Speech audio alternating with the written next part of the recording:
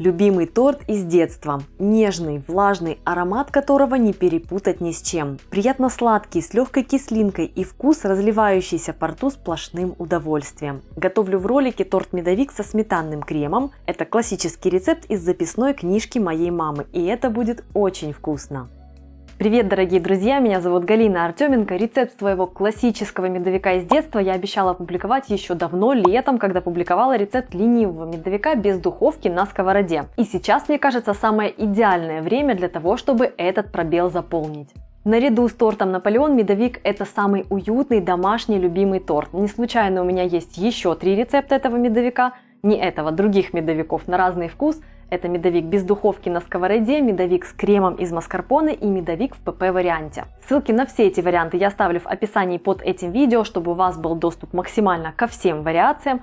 Также я там оставлю ссылку на свой коронный и всегда актуальный торт Наполеон, а всего у меня Наполеонов целых 5. Так что ссылок вкусных будет в описании очень много. Что ж, поехали делать уютно и очень вкусно. Список ингредиентов и для коржей, и для крема я оставила в описании под роликом. Я использую коричневый сахар, так как он просто у меня был, но обычный белый, конечно же, подходит. Также можно использовать эритрит, если вы хотите приготовить менее калорийный вариант. Из этого количества ингредиентов получится торт в раскатке коржей диаметром 18 см. Первым делом готовлю тесто. Отправляю в кастрюльку мед и сахар. Отправляю кастрюлю на небольшой огонь и довожу смесь до кипения. Помешиваю, чтобы сахар разошелся. Снимаю медовую смесь с огня и всыпаю соду. Хорошенько перемешиваю смесь. Она начинает сильно пениться и становиться темнее. Как раз эта операция сделает вкус основы насыщеннее, интенсивнее. И это придаст тот самый узнаваемый вкус торту. Смесь темнеет практически на глазах. Когда пена перестанет образовываться так активно, добавляю в основу сливочное масло. Под действием температуры оно растает. Перемешиваю смесь до однородности.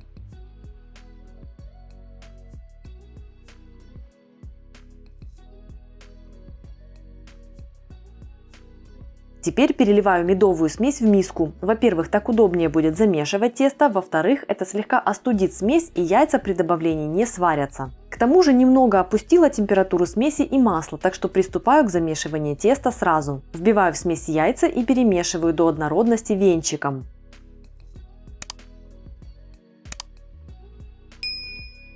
Теперь всыпаю муку. Делаю это в 2-3 приема, потому что тесто может брать плюс-минус разное количество муки. Тут стоит ориентироваться больше на его вид и консистенцию. Вмешиваю каждую порцию муки. Тесто должно получиться мягким, не тугим, но при этом уже не растекаться. Если домесить его в таком вот теплом виде до плотности, потом раскатывать его будет очень трудно. Консистенция сейчас хорошо видна. Заворачиваю тесто в пленку и отправляю минут на 30-40 полежать, распластав его. Лучше убрать в холодильник. Пока сделаю заготовку для крема. Тут все очень просто, только сметана и сахар. У меня коричневый, но это не принципиально. И дополнительно добавляю сахар с натуральной ванилью. Это тоже не обязательно, но очень вкусно. Теперь отправляю в миску с сахаром сметану и перемешиваю. Так как еще есть время, пока я буду раскатывать и печь коржи, сахар успеет разойтись. Очень важно брать для крема жирную сметану 25-30%. Она густая. Крем с такой сметаной не станет очень жидким, а вот со сметаной 15-20% может разжижиться. И переслаивать торт будет неудобно. Либо использовать в таком случае загуститель, но я это дело не люблю, поэтому просто беру жирную сметану. Итак, крем перемешала, накрыла и убрала в холодильник. Займусь коржами. Делю тесто на 4 порции. Я катаю тесто в полоску, из которой вырежу сразу 2 коржа, а не по одному. Это быстрее и проще, чем катать поодиночке.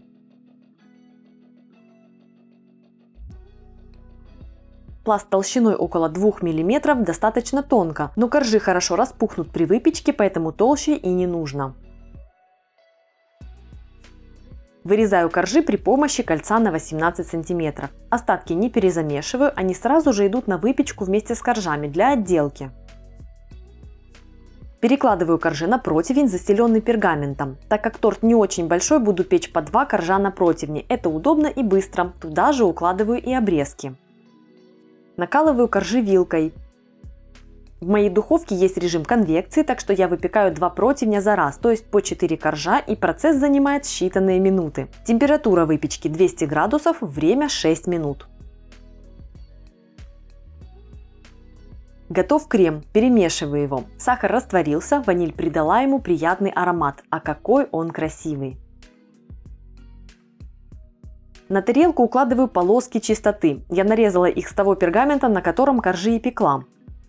Переслаиваю коржи сметанным кремом, распределяя крем равномерно. Слой крема будет хорошим, не тонким, это важно, иначе медовик не будет таким нежным, как должен.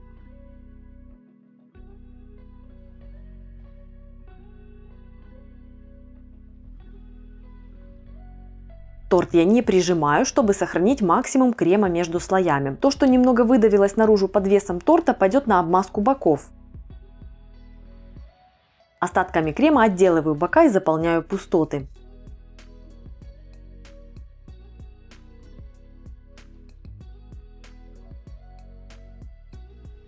Испеченные обрезки отправляю в чашу комбайна и измельчаю их в крошку. Отделываю крошкой верх и бока.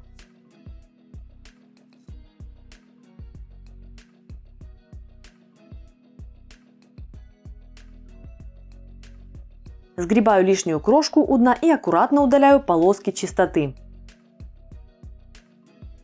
Отправляю торт на пропитку в холодильник на ночь, а лучше часов на 12-14.